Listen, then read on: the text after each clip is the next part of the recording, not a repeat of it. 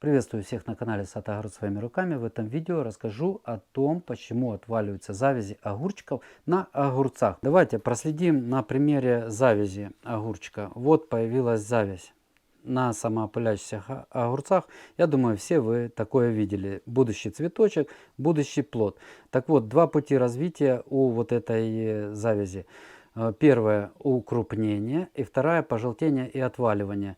Вот какой путь в идеальных условиях, нормальных, должна пройти вот эта зависть? Вот появилась, через несколько дней вот так увеличилась, через несколько дней открылся цветочек, укрупнилась, сам плодик укрупнился. Еще через несколько происходит опыление, там внутри это самоопыляющийся увеличился, да. Давайте еще, идем вниз, вот он уже крупнее, вот еще крупнее. И вот когда достигает вот такого размера зависть, уже можно твердо сказать, что он не отвалится, что идет увеличение, необратимый процесс увеличения, мы получим с него полноценный плод. Если вот в таком развитии, то еще может отвалиться, пожелтеть и отвалиться. Так вот, давайте продолжим дальше. Вот уже крупнее, крупнее, крупнее и полноценно развитый плод. И вот в обратном порядке. Как выглядит, понятно, что это все разные огурцы, но вот такой путь проходит каждая зависть. От появления до укрупнения. Друзья, почему же так бывает, что желтеет и растение, этот путь прерывает? Почему не проходит огурец? Несколько причин. Первая причина — это плохое развитие корневой системы. Такое бывает из-за неподходящего грунта. Например, он слишком плотный, корневая система не может развиваться. Следите за грунтом, куда высаживаете. Очень чувствительная, слабая корневая система.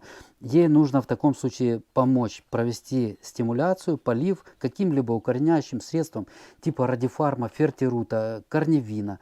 Либо что там у вас есть, полейте, через неделю посмотрите, как будет реагировать растение. Проведите повторный полив, стимуляции помогут, придадут силы развитию корня, и растение будет чувствовать себя получше. Следующая причина, почему может не появиться полноценно развитый огурец, тоже выплывает из корня. Если высадили в холодную почву весной, при выращивании весной, такое, к сожалению, бывает. В холодной почве корень входит в стресс и останавливает свое развитие, останавливает свою работоспособность, перестает потреблять из почвы влагу и элементы питания. Все, растение остановилось, не поступают элементы питания, не поступает влага, и, естественно, начинает сбрасывать все завязи. Вот такая причина. Что делать?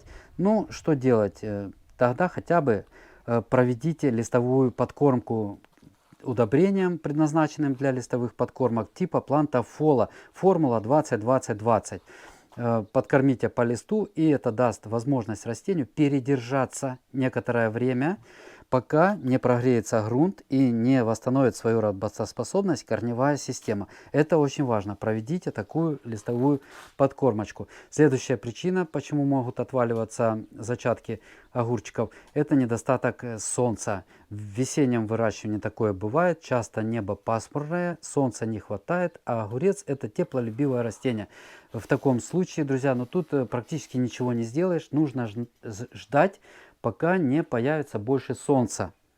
К счастью, такое бывает достаточно редко. Как только солнце появится, будет выходить чаще, то ситуация наладится. И растение быстренько пойдет догонять то, в чем оно отстало. Следующее.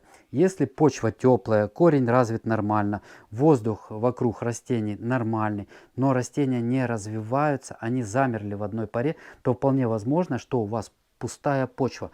Нет в ней элементов питания для растения, корневая система ничего не может оттуда достать. Либо элементы питания в недоступной для корневой системы растений форме. В таком случае проведите подкормку. Вот если маленькое растение не растет, пожелтевшие листья, мелкие такие на растении, то проведите подкормку удобрением с повышенным азотом, либо на худой конец магниевой селитрой из расчета 15 грамм на 10 литров, либо аммиачной селитрой из расчета 15 грамм также на 10 литров. Только это не смешивайте ни в коем случае отдельно. Или. Вот, в этих обоих удобрениях есть азот, который будет помогать развитию, наращиванию зеленой массы. Ну, либо проведите рост концентратом, подкормку с повышенным азотом.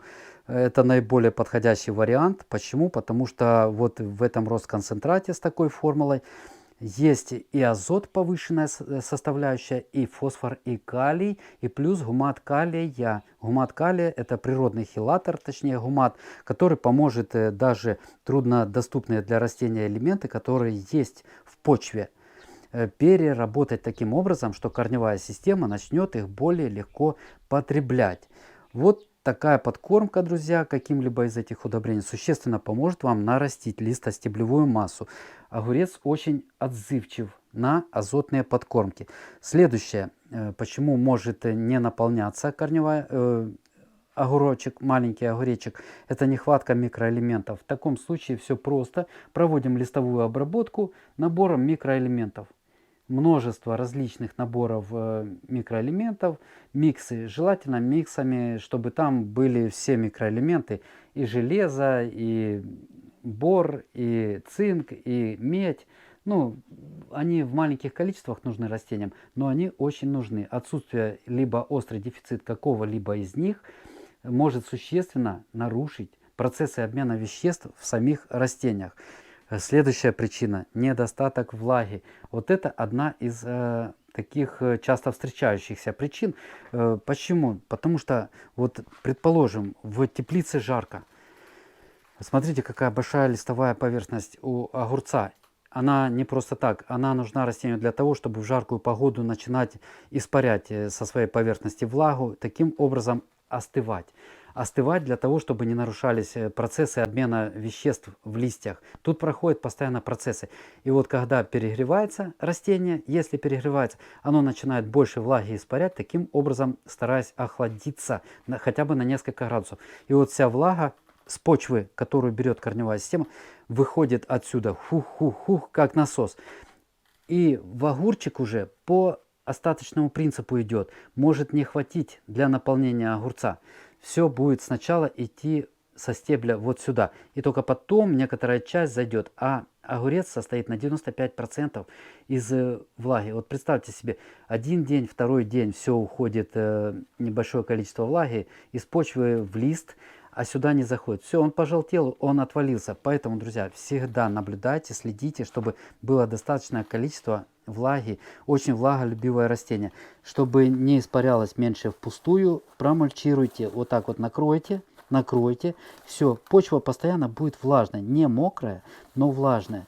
И листья будут постоянно вот в таком более-менее упругом состоянии. Это говорит о том, что сейчас растениям хватает влаги.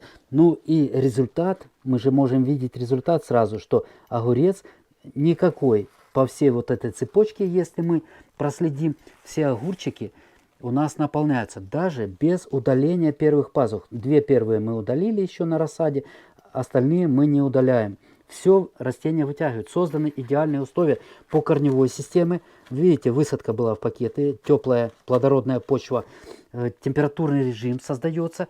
Ну, солнце какое есть уже, подкормки, следим за цветом листа. Если зеленый цвет листа, если лист нарастает, то растение чувствует себя хорошо. Друзья, следующее жирование. Бывает такое, что некоторые огородники создают слишком идеальные условия для выращивания растений.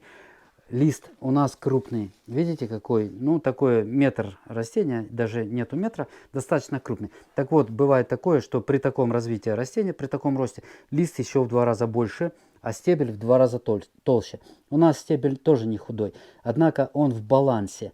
Он не вот такой вот, и лист не вот такой лопух.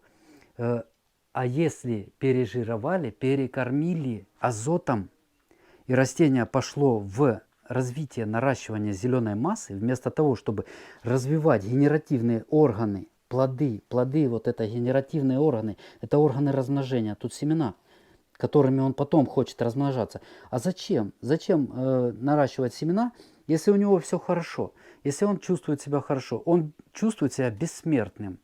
Но по сути, вот я так аллегориями, может быть, сейчас говорю, но по сути он не думает о том, что придет когда-то конец, потому что у него все прекрасно, все хорошо, и в завтрашний день он не смотрит.